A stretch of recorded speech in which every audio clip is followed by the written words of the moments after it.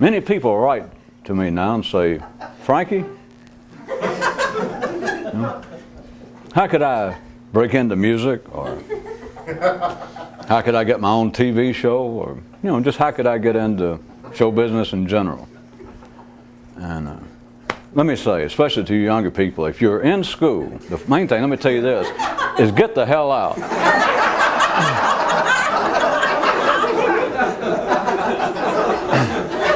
And also try and forget everything your parents ever told you and get on drugs as quick as you can.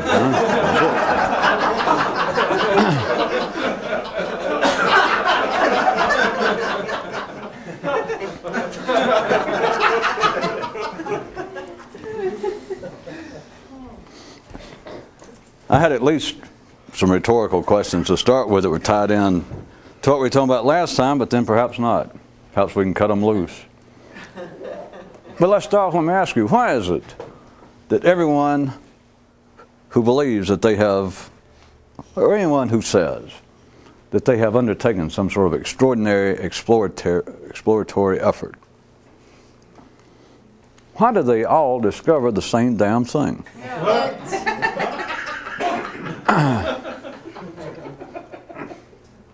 And although it'd be easy enough, this is not an attack simply on would-be mystics or transcendental thinkers, intellectual explorers.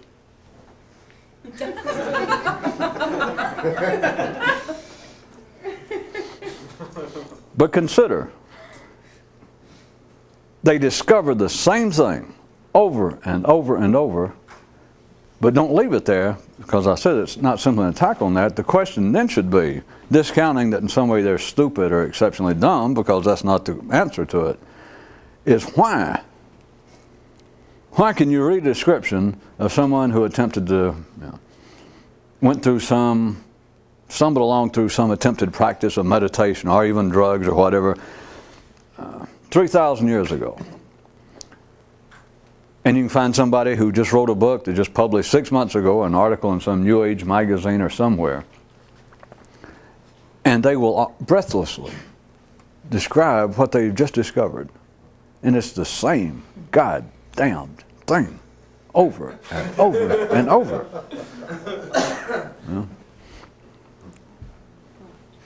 Swallow your laughter. Again, think. And don't say, well, they're just stupid, or there's some sort of built-in intellectual liability that people just keep coming up with the same thing.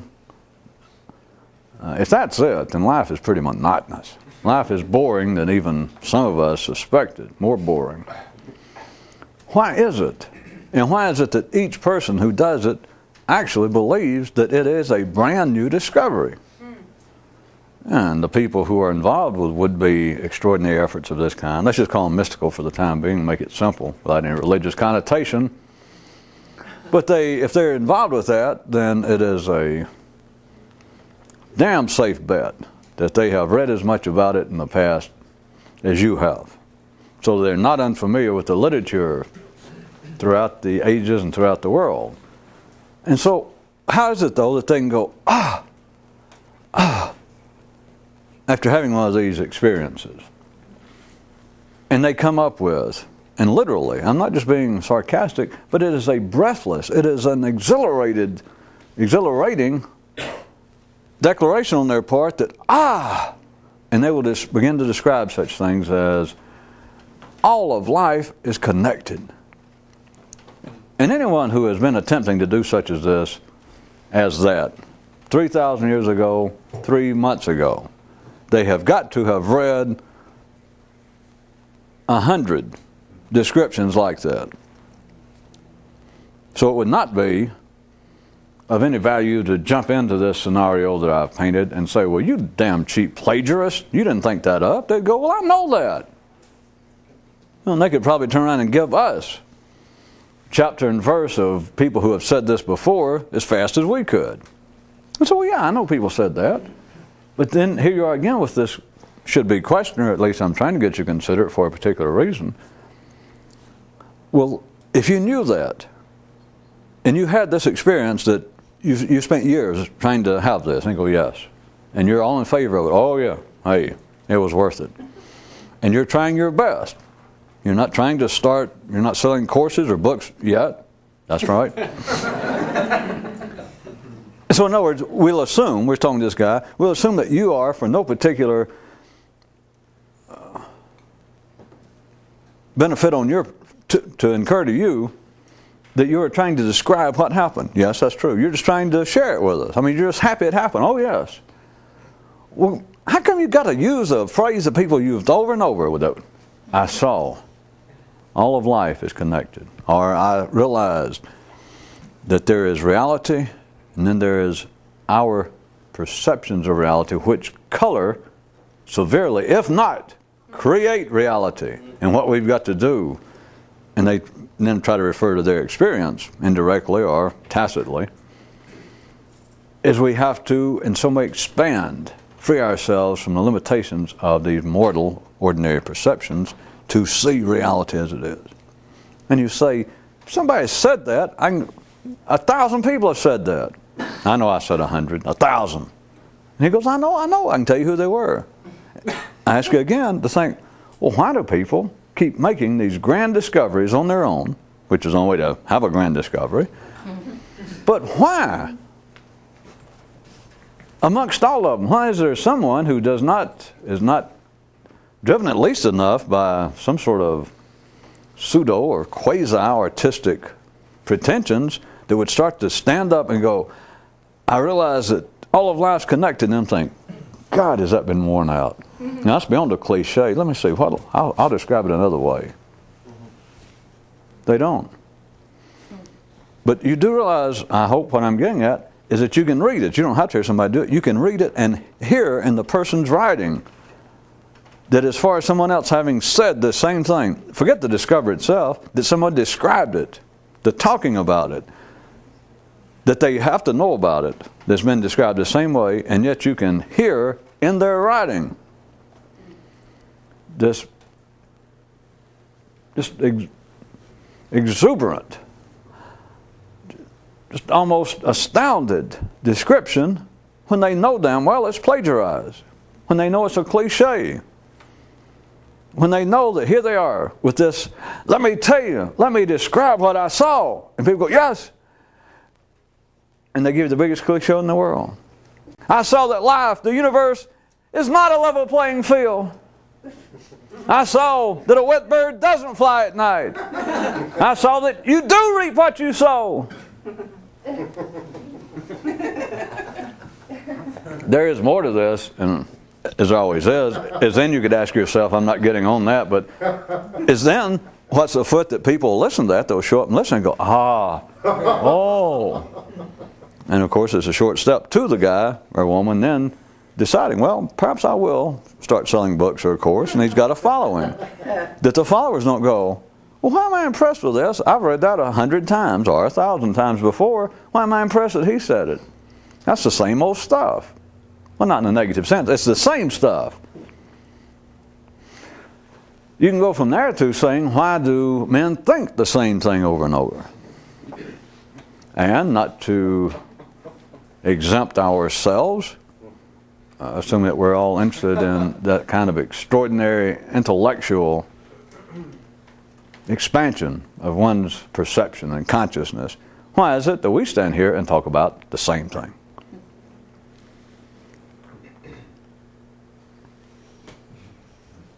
From last time,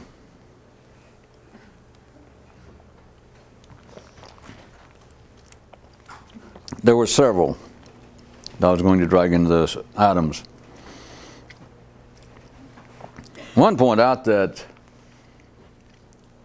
the purpose of the mind, ordinary people, but the purpose of the mind's always increasing, never ceasing, but always increasing volume of speech, of talk, is not to make life better or to make it worse. It's simply to make it more complicated. That, and you recall a little story I made up that was supposed to be on another planet, that their technology had gotten to the place that on microscopic microchips, they could have voices give direct suggestions or questions like, did you fasten your seatbelt?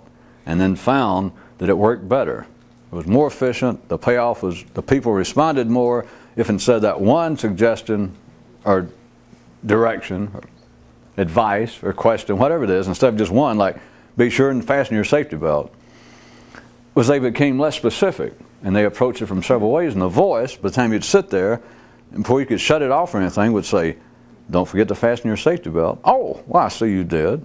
Well, I know you're the type that would. Well, I heard it click, didn't I? Well, I'm sure you meant to. Anyway, they found that going out like this, it was sort of, instead of just direct, right to the point, that they found it worked better this other way. And I was trying to get us up to the point when something ran out, either time, space, or maybe it was the gin ran out the other night.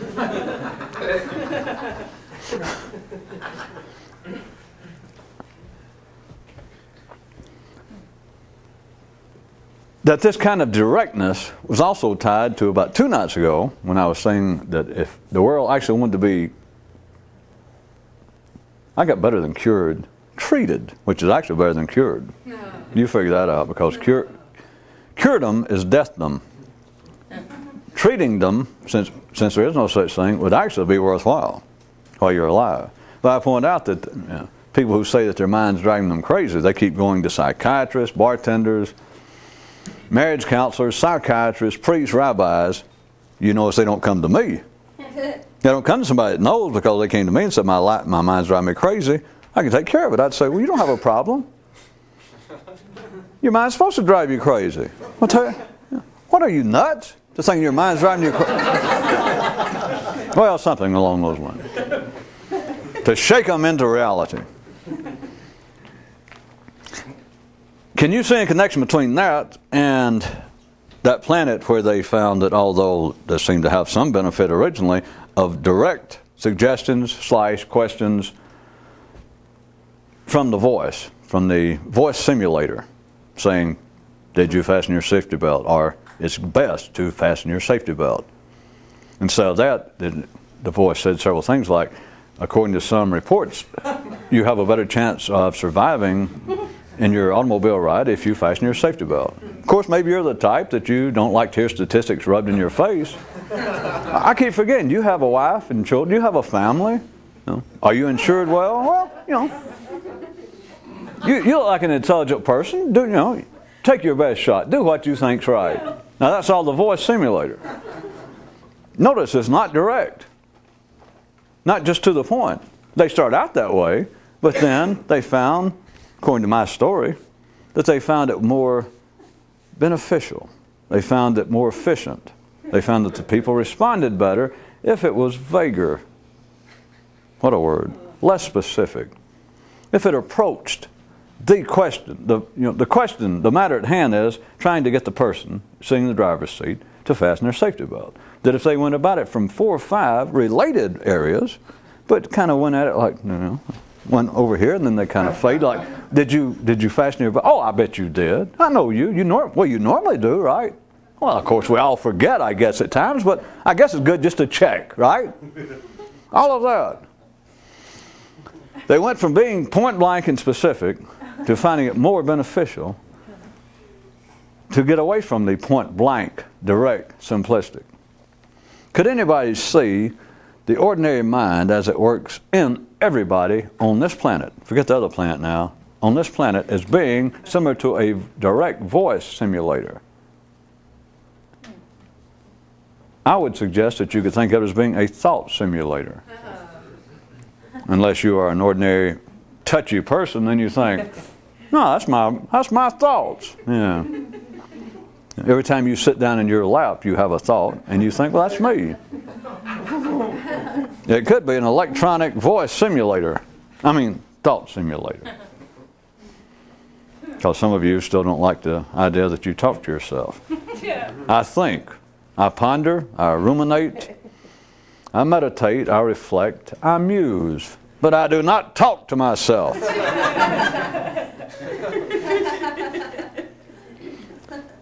At least during the holidays, I know all of us have the decency not to ask one another, well, who is that talking to you then? Yeah.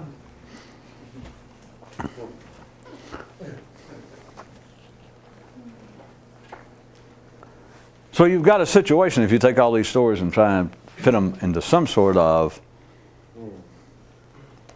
what do you call that kind of thing? Like that, see? If you do that, and you jump into the middle, or you jump in where my story started and apparently we're going, that you would have a kind of theoretical sequential progression, like let's go back to that planet so we don't have to think about ourselves. Speaking on your behalf, and some of you speaking on your recorder. According to how attentive you are.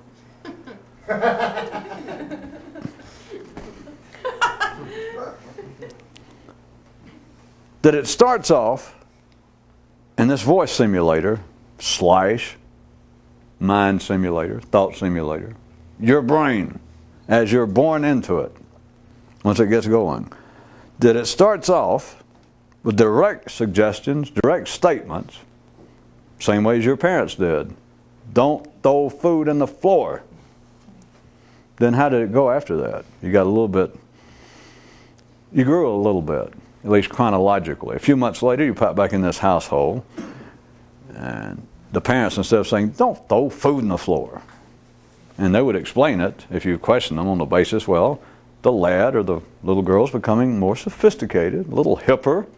I got to deal with her differently. So instead of saying, don't throw food in the floor and then slap her hand, I'm going to say it's some months later, during that first burst of maturing energy.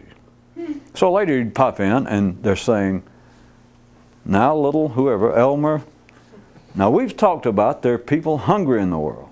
We've talked about your mother cooked that food for you. Now, we don't all like necessarily the food put in front of us, or each and every piece. Does that sound like the voice simulator? Then instead of doing it directly, it's now like they appeal to reason. Then they appeal maybe, all right, now I've tried to reason with you. I've tried to explain to you, but it still goes, I do not want food thrown on the floor. Huh? You remember what happened last time you did that? Now I'm trying to be reasonable. You could see the preceding generation, you could see one's parents as being an attempt at an increase in the complexity of this thought simulator, this voice simulator, this diffusion of what started out as being a direct command or direct suggestion. Fasten your safety belt, for God's sake.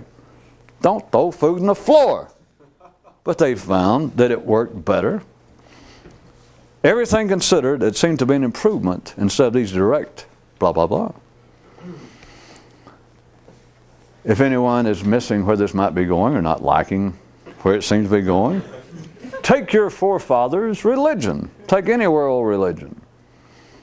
What would need to be said? Take all the world's myths then also.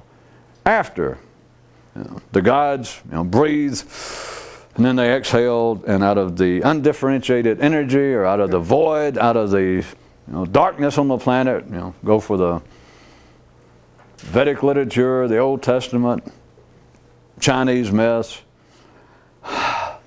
Suddenly these forces created the world, created man, and said, go forth and have fun, or go forth, do good, go forth and make me proud of you. And don't throw food on the floor. That should have been it. All the world's holy books, all the world's myths should be what? I suggest a sentence long. But no, are they? Not hard. Shit, they ran to thousands of pages. And what is it after that? Huh? It's the same direct commandments, but now you got this voice simulator from this other planet instead of the voice saying, did you fasten your safety belt?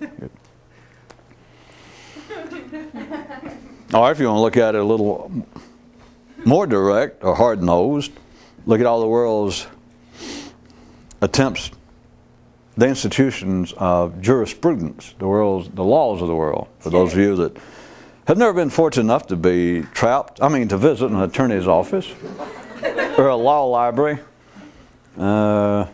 if you think they put out stamps fast, if you collect stamps or CDs, like if you try to collect every CD in the world by every rock artist who has an E in his name, something that you feel like, I'm going nuts, I'll never catch up, you don't know anything.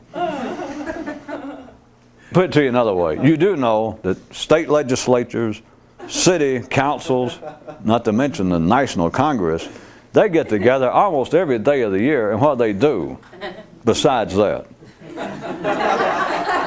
They'll sit there and pass a new damn law. Back to the point, you do realize, do you not, just the laws of this state, just to codify them, just to list the laws, not the technicalities and how to be interpreted, just to list the laws that they passed, that the state legislature sat down, debated, spent our money, took bribes, gave bribes. They passed laws. Do you understand? It's a book here in this state, Oklahoma, it's Jesus. Yeah. All right, it goes from, just the list of books, bound in hardcovers, it goes from about the edge of that stage over here. Well, it's like 12, 15 feet worth of shelf space. Just list the laws, okay? Looked at with no religious connotation whatsoever. Every damn one of those laws are in the Ten Commandments. Anywhere on this planet. I don't mean just Oklahoma. But what happens? You know, God started out and said, according to what religion, thou shalt not steal. All right. So then people got a little less religious. They got together in cities and they decided, you know, all these people that didn't have any talent had to have a job, and so they'd come up with the idea of political system government so that your brother-in-law could have a job. So, in other words, they began passing laws so that we weren't run just by these vague proclamations from heaven. Because people would show up and say, well, hey, I don't believe in that shit, I'm an atheist. And you think, well, wait a minute, if that's true, then the atheist can steal from us. So they had to make the Ten Commandments secular. So they pass a law. After, years later, after Moses or Confucius or somebody, they said, God said, thou shalt not steal. So everybody goes, well, okay. And then, it kind of gets out of hand. People get immoral and whatnot. And the idea of religion kind of breaks down, gets to be old. So they pass a law. Like, well, all right, God's not here to enforce it. And it turns out that the priests are not all that good, with brass knucks, and that they can't really. So us, the king, in other words, we're going to pass a law saying, don't steal. Now, that's the state telling you this. Okay, everybody? Everybody goes, all right. So, the next day, trust me, a couple of guys sit up that night and go, all right, it says, thou shalt not, or the law says, it's against the law to steal. Here's the way it goes. I'm going to explain why we got 15 feet worth of laws, and they're all the Ten Commandments. So two guys say, all right, steal. They sit around a table and they give themselves a bottle of wild turkey. And they sit there and they think, what does the king, what in our local community, what do we mean by steal? And so they consider all the ways what they think of everything that's ever been thought about steal. Of course, let's consider this was 5,000 years ago to make it easy. And so one of them says, wait a minute. Nobody's ever heard of a kited check. So they start that. And nobody's ever called that stealing. So it takes a while. It may take 6 or 8 months. It may take a couple of years. These guys make a lot of money. Other people pick it up. And finally, the state legislators, they get taken with some bad checks. And so in their wisdom, they decide, wait a minute. We got a hole here where it says, it's against the law to steal. Because this, we never called it stealing. So then they have to go out. Let's say that was law number, okay. They file them in some order. I'm just making up, and it says, this is bill number. Maybe they took it from wherever the bill in the state legislature. And this is bill or nice law, okay, 75 BC-1. So then after a while, the next time they get together, after enough of the legislators, the king's brother-in-law has been taken by a kited check, the bankers especially begin to be hurt, which that's about it. Because they're the ones bribing most of the legislators. Anyway, so they come up. Pretty soon, there'll be a new law now I forgot what I said, but okay, 757, this is law, okay, 570 BC-1.5. That's after it's against the law to steal. Then under that, it'll be now a new subheading. Next time they put out the book, it'll have a new page, okay. Also, it's against the law to kite checks. Same penalty, perhaps, so. Trust me, you know where it's going. That same night, those same two guys are two guys that learned from them. They go, all right, and all they're going to do is think up what has never been called stealing before. And so they keep having to put in a new one. That is known as progress. Now I know with the ordinary people, they say, well, hell, that's civilization going down the tubes. It just shows people are not civilized. Yeah, you could say that if you're stupid. See? Which is what most people, they get caught up with the news or religion, that life is going downhill, especially if their hormones beginning to wear out. That nowadays, if they're past the age of 22 or 23, their sex drive's kind of going down, and they think, Jesus, the whole world's beginning to suck worse than it used to. It's an old story. They just don't know it. They think they discovered that. But you understand what I'm saying? That from that kind of view, a quite reasonable person, not just some dumbass, well, maybe a dumbass in a suit and a tie in an important position. But people say, well, what you just described, Tony, they say what you just described is again proof of how life is getting more, or getting less civilized. It's getting worse off. Because you're right, originally, Moses or anybody, any decent religion, it says, all right, here are the commandments. And 10 was actually too many. 2 or 3 would cover it all. They were just trying to sell some stuff on the side for those of you who never figured it out. But 2 or 3, but anyway, the 10 commandments, and you can say, all right, you're right. There's somebody talking to me. What I just pointed out, and they say, you're right, that should have covered it. And it just shows what basic beasts men are. Because you're right. Even though you made up that little scene, you're right. As soon as they passed those laws, or decided to, people thought, all right, how can I weasel out of that? Where's the loophole? And they found one. No, we had to pass more laws, and you're right. We went from 10 simple commandments that any decent person should live by anyway. If thou shalt not steal religiously, and it's against the law to steal secularly. And people keep saying, all right, okay, they'll get us so we can't steal by their definition. And you're right, they're still talking to my observation.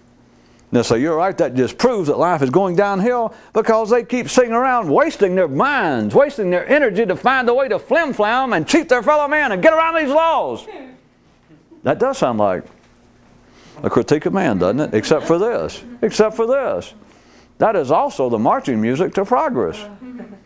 That is progress. I'm doing somebody else now. I'm going, because I'm being kind, that they might even for a second go,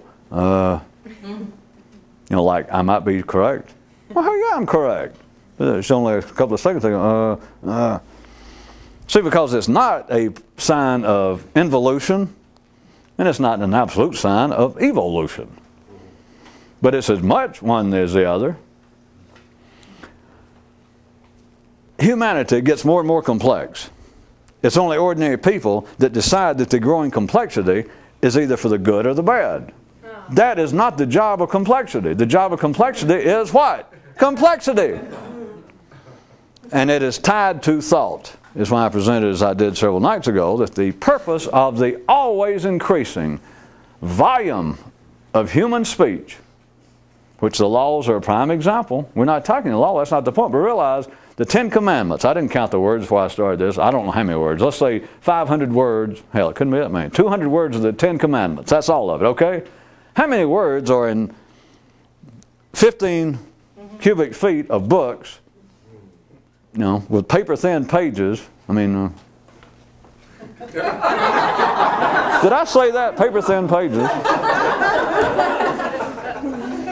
In other words, we've gone from 200 words to now we've got, who knows what, 1 billion words in these volumes of the Oklahoma Code. And they say the same thing. The same thing. That's all it is. Because after the 10 Commandments, there isn't really nothing new. You can say, well, there is something new because, all right, there was no such thing as intellectual theft back then. You couldn't steal intellectual property. You couldn't misuse someone's copyright on a song or a computer program. Yeah, but it's damn stealing. Oh. There is nothing new. There are no new sins. There are no new crimes. Well, if you want a hobby, try to think of one. Which is one of the things you see in the small little papers in the Village Voice and places in the back. That was one of the first attempts at sexual perversion. There's got to be something new and rotten to do. And they keep trying. Hell, there's not. You think, well, it's something new and rotten I've never done. But you didn't think of it. Of course, then you advertise, wanted. Wanted, young woman, young busty woman who knows something new and rotten to do. Generous man will pay well, will treat you good. Of course, it's not just sex, but the point is you cannot come up with anything new. I won't say anything about puns.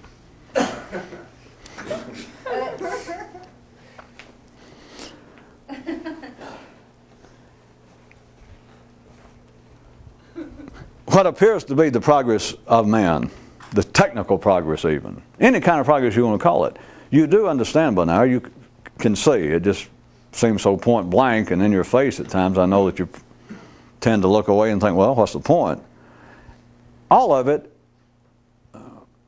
I try to give you a diffused way to look at it, is tied to talk, is dependent upon speech, does not exist without talk. There would be no such thing as human progress if we're going to look at it from a cartoon type view.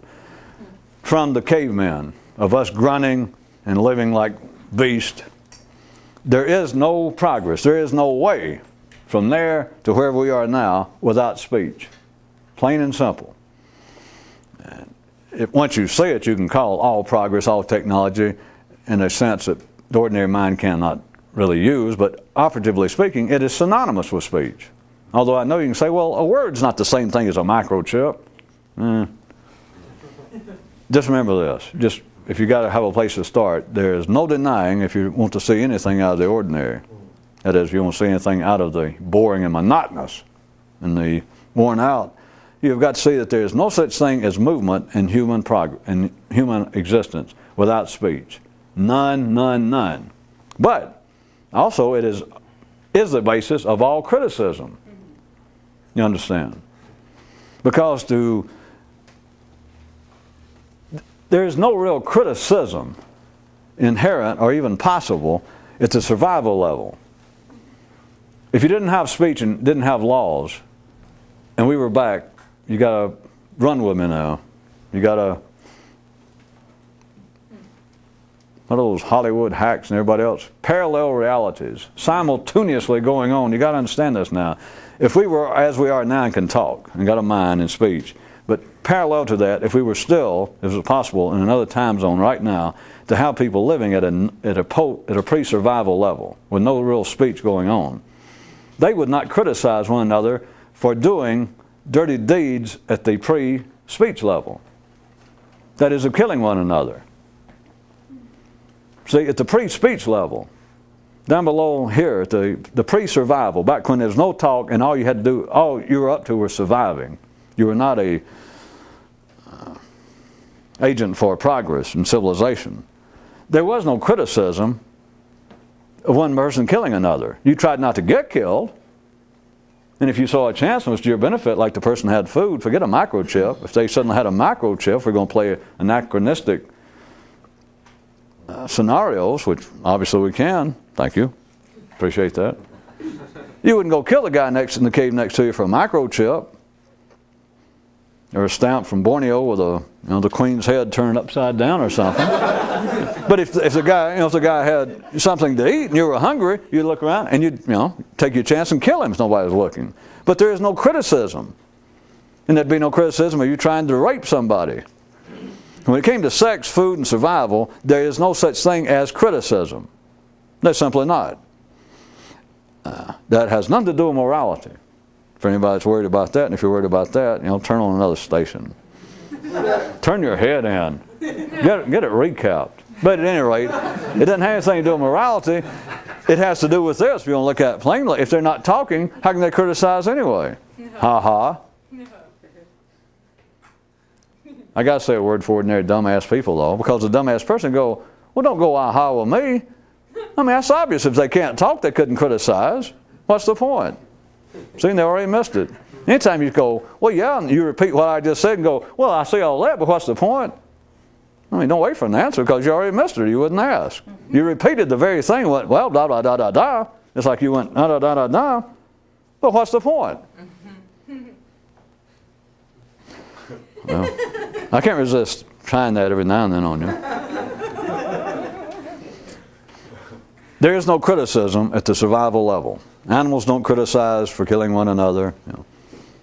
If I've got to make it that plain. You do not ever see a deer just as the leopard jumps him, the poor little Bambi-looking deer. And the deer turn and go, "This is a bad thing you're doing." And if we're playing the cartoon characters of pre-civilized man, it would be the same. Because if you cannot speak, you cannot criticize. There is no criticism. Now back to speech. That the point of the ever-increasing amount of speech, as reflected in such things as, hey, we now have 1 billion words and 112 volumes of laws, which, of course, have restated the 200 words of the 10 Commandments. But now look at this. In the 10 Commandments you can get free probably on the back of a fan from a funeral home in Alabama. But this thing costs $1,800.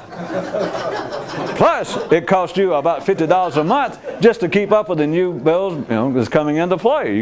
It's non-ending. All right. And you could say, if you're in the legal publishing business, you go, hey, I like that. Keep it up. You hope that the legislature, you like it. So you can say, hey, the increase in the talk, which is what the printing is, that's obvious. If there's no talk, and if the talk didn't increase, there would be no increase in printing. And if you were there, you'd go, oh, I like this. It makes life better. It makes my life better. If you're an attorney, you can think, Jesus, I wish it would slow down. This is driving me nuts, trying to keep up with it.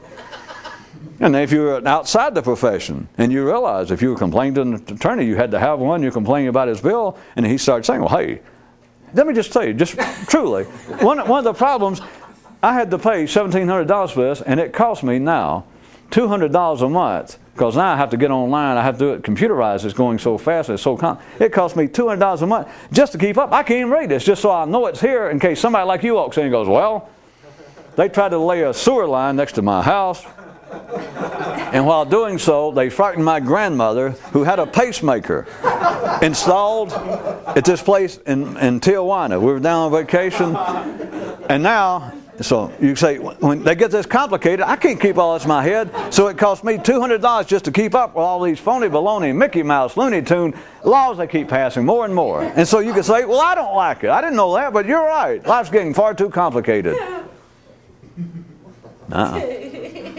But you understand, from anybody's view, when they're confronted with whatever seems, or whatever is, running their engine at the time, intellectually, then they're either going to say, well, wait, this increase, the complexity of life, in this case, no, this is not doing us any good. This is not progress.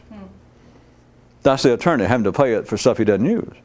But this same thing, the increase, the ever-increasing, the non-stop passing of new legislation requiring the continual output of finances, if you're in the profession, you could say, well, it is not good. And just the ordinary human, the ordinary civilian citizen can say, it's not good. The government's too intrusive now. We've got too many laws. We can't pass the laws. Nobody even knows all the laws. The people that pass them do not know the law. Nobody knows. What the hell is this? This is insanity. No, this is known as life. Yeah, I know, but it's driving me crazy. I know. But I could cure you. Better than that, I could treat you, as I said. All you got to do is come ask me. But notice they don't. All right, what is it? Well, I'm supposed to drive you crazy. Next. Pay my secretary when you leave. Either that or I'll give you your craziness back. No. That is, I'll turn your mind back on like it was before. So, the point of the ever-increasing amount of talk, words, printed, everything they represent, the purpose is not to make, in general, not talking specifically, because specifically is where the problem is with the individual mind. It has to be, because it's run off of that kind of binary polarized energy, one way or the other. But the purpose of this, maybe I can move now another level, instead of just saying the purpose of ever-increasing talk, the purpose of ever-increasing civilization. More and more intrusive, wider and wider. It's hard to get away from. Look at government. That's the prime example in our day. Not just reality and civilization. You can say government, just everywhere. The purpose is not to make life better. Of course, half the people go, hey, I can hear that. Or worse. And then the other half, that would have some vested interest in, will go, yeah, you're right. It's not to do either one. The purpose in civilization, becoming more and more complicated is what? To make things more complicated. See how easy? It didn't hurt. It's right to the point. But notice, there is no line forming like, explain it to us, sir. We're here to learn the truth. Now, if anybody's here, if they were ordinary in line, they're here to bitch. They're here to find somebody, well, I thought you'd agree with me, so I thought I'd come in here and whine. Because they told me that you might encourage me to whine in that way.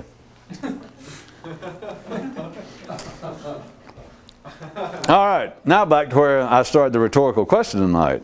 If you got outside of areas that just seem to be as mundane as government and everything else, that seems to be in this sort of activity, or the sort of interest that people would have that think they're interested in this kind of thing. Why is it that they keep discovering, rediscovering the same stuff, the same verbal descriptions, the same ideas over and over and over and over, and no one can break out of it? Well, I say they can't, and you can say, well, they can because the mind's free. Then why don't they? I'm getting out of here. Well, I told you not to come in here to begin with. Taxi stands next door. They continue to describe it over and over. This is not true reality. This is simply our mental perceptions. That's why we need more freedom to use certain drugs. That's why we need to have the government out of our spiritual lives. That's why we need to be able to experiment with God knows what, because we've got to be able to break down these kind of try doors of perception. These doors of perception. I like that. Now, of course, don't anyone mention Brother Huxley in front of him. They go, I like that. It's almost these blinders of perception. Blinders of perception that's keeping us from direct perception of reality. From a direct perception of reality. Of course, best of my knowledge, I drug out plagiarisms there within 30 seconds, ranging from, I don't know, about 1945 all the way back to sometime pre-Egyptians era. And yet it all sounds, people go, that's it, that's it. Maybe it is it. But how come they cannot come up with anything new? So we've got the situation, if you're following this and making notes and doing diagrams, which if you are, I don't see them because it's too early in the year to get dizzy. If we may try. But we start off, and there would be simple directives. The voice simulator in your car goes, for your own good, fasten your safety belt. Or just fasten your safety belt. We've gone from that, which is a variation of God said, the cosmic forces, the Big Bang. The Big Bang didn't, by the way, those of you that like a more scientific approach, it didn't literally, if you don't know this, it didn't actually go, bang! No, well, it didn't. I mean, a lot of people seem to be confused about that. It said, now I'm not going to quote it exactly, because one thing, we got matters of translation, you got problems, and you got problems just because of the time lag. Even if I gave you anyway, it said something like, well, go out there and do it. Okay? Which is like God saying, well, go do it. I thought maybe you'd see that. So it went from that, which is fasten your safety belt. It went from that to now, this group found that they could have a greater beneficial effect. Beneficial being that if people fasten their safety belt, less people will die in highway accidents, and ordinary people, they think that amounts to something. That's the civilized people that are made to believe that they care for one another, and whether strangers have wrecks and kill themselves. Or even people you know. So it went from that. It went to the voice simulator, to our thought simulator, which to many people is a God simulator, that says, don't steal. It went from thou shalt not steal to don't steal to, all right, sit down, this is going to take a while. The voice said, don't steal, don't kite checks. No. Don't use somebody else's credit card number. Don't try to, hack your way into other people's bank accounts and transfer funds electronically. It goes on and on and on. But wherever you are in this kind of chain of events, you're a banker, you're somebody working for the police arm of the government, you're somebody that's a priest, you're somebody who is a crook, you're somebody who makes money defending crooks. Somewhere in this chain, you're going to say about any particular area, if it has any interest to you, you're going to say, well, that is either good or bad. That is either progress or it's not progress. This is a sign that we're becoming more civilized and intelligent and decent, or it's proof that things are falling apart. It's proof of one thing. It's proof that everything's alive, and it's a proof to anybody that has a criticism. It's just a proof that they are John Q. dumbass, male or female.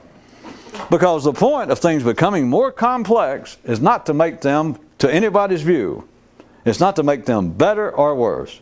They become more complicated so as to be more complicated. Now back again.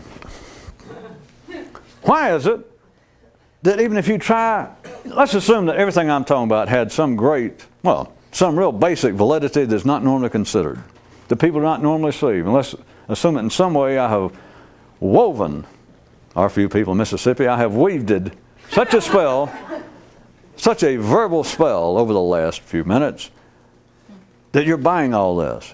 Worse yet, it damn near made sense. And you're going, that is true. All right. Now, of course, you'll be over it later. So let's assume that all of that has occurred. Then we're left with this.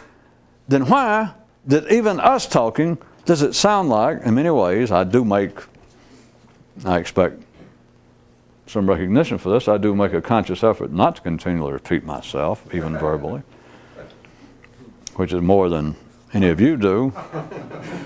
It's more than life does at our level. But why is it even here, it sounds like, that you keep talking about the same stuff over and over? Dramatic, theatrical pause. All right, faux pause. No!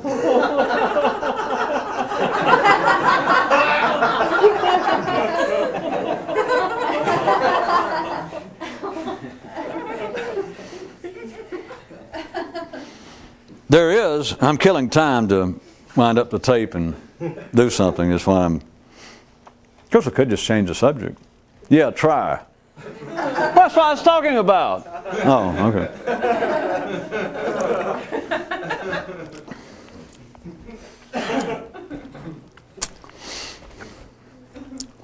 Okay. A rhetorical question to respond to the opening rhetorical question about why is it that even people, and it's not their fault, we're not attacking the people because you're part of the people, let's assume, that you're part of that same subcategory of people who very personally,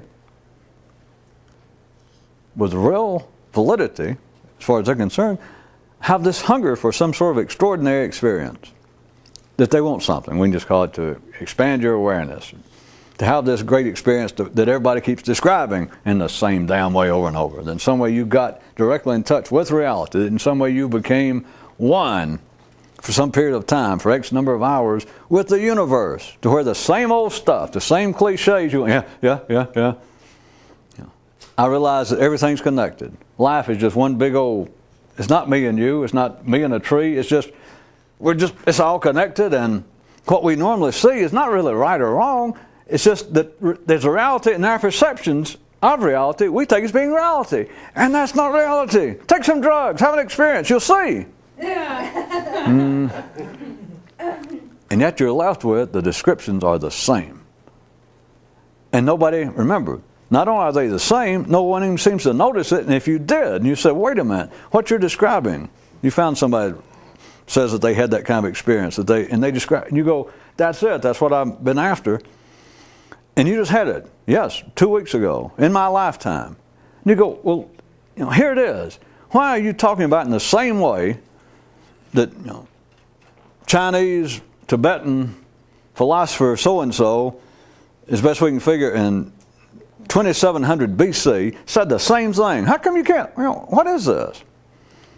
Of course, I got to add right quick in case you didn't do it for yourself. An ordinary, walking around Kmart kind of would-be mystic, to them they'd see this as no problem. They'd think, we're some kind of, we fell off the truck somewhere, because they go, well, that's the point. The point is, it is a continuous, it is a non-changing reality, this experience. That's why, what are you talking about? They'd say to me, that it wouldn't be a real experience. It wouldn't be transcendental if it changed all the time. That's why it's the same descriptions. Jesus. That's the kind of crap that anybody'd buy. No, that's not the kind of crap he would say that anybody'd buy, because I'm not the run-of-the-mill type of fella. Trying to do a New Age mystic either now or 2700 BC. No, I'm not a run-of-the-mill. No. I was going to give a rhetorical response to my opening rhetorical question. Now listen.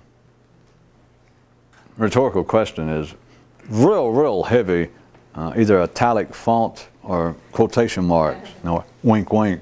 But what if there is a given space, a given volume available to man for words? No. I know we keep making up new words. And don't anybody really get smart ass and say, well, it's just the publishing company's trying to sell new editions of dictionaries, and they sit around and make them up and say, well, you got to have a new one. That could be. I like that, by the way. But now listen, remember, words are much more than words. Words are human progress. Words are human involution, by 50% of the people's view, 50% of the time. Words are human life. Without words, is not human life. We are leopards and chimps and etc. But what if the volume? But see, now ordinary people, ordinary mind, especially given the interest in matters extraordinaire, what it says is, it always comes back to their secret words, secret knowledge. There are forces running the universe.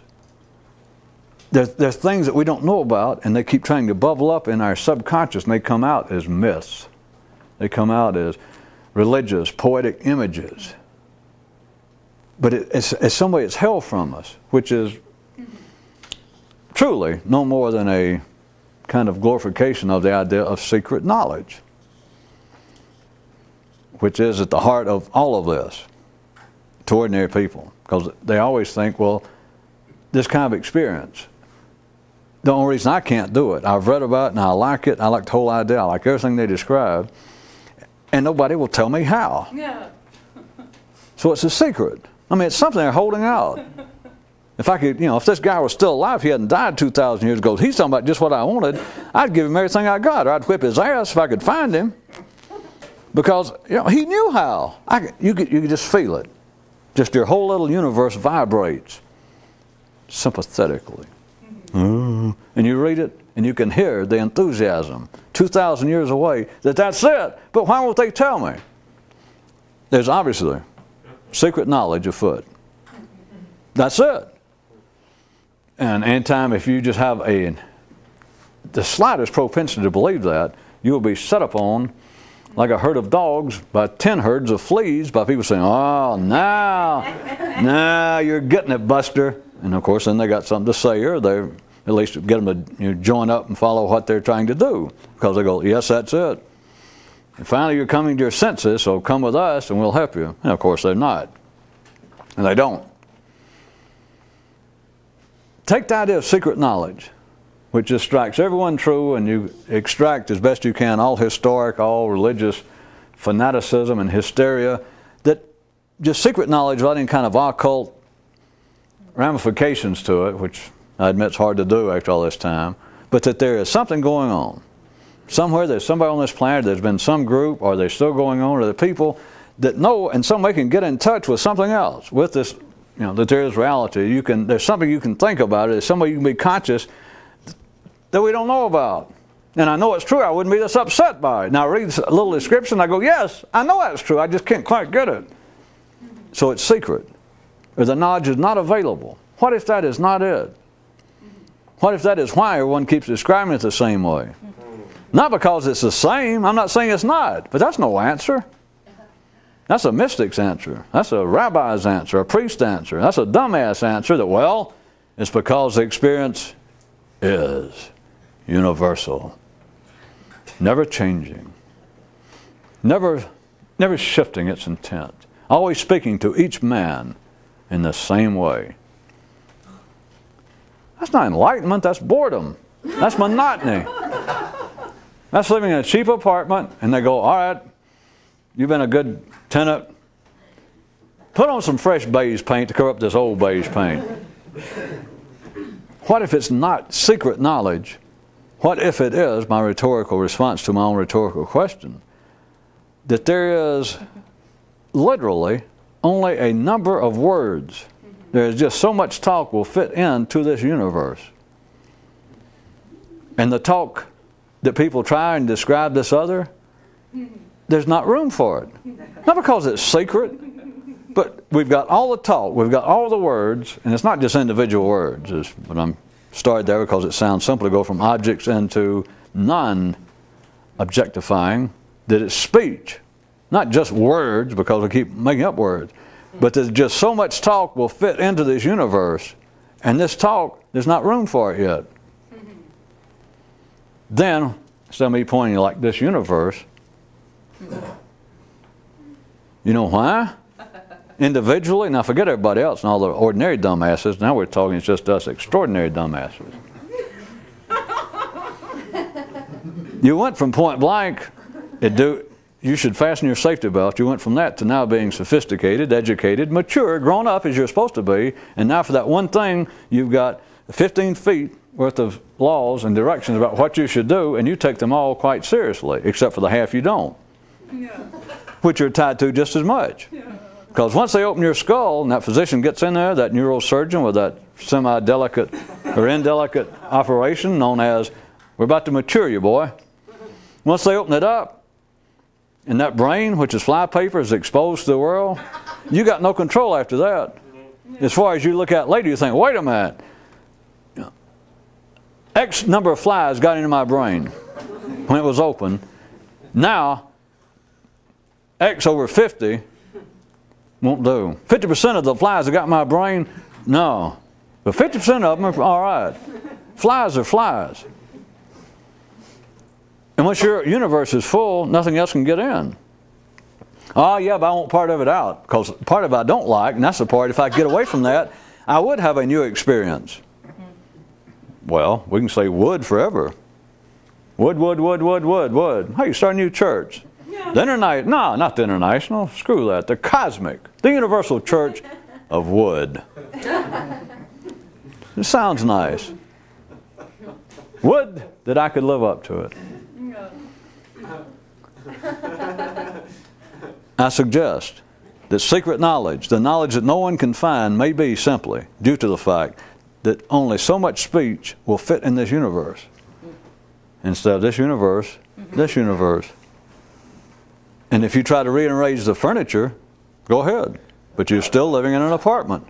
You can try and get away, some of the fleas, some of the flies. Some of these I don't like.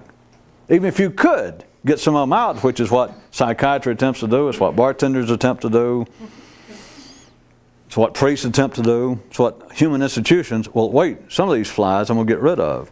Even if you could, you've still got flypaper for brains.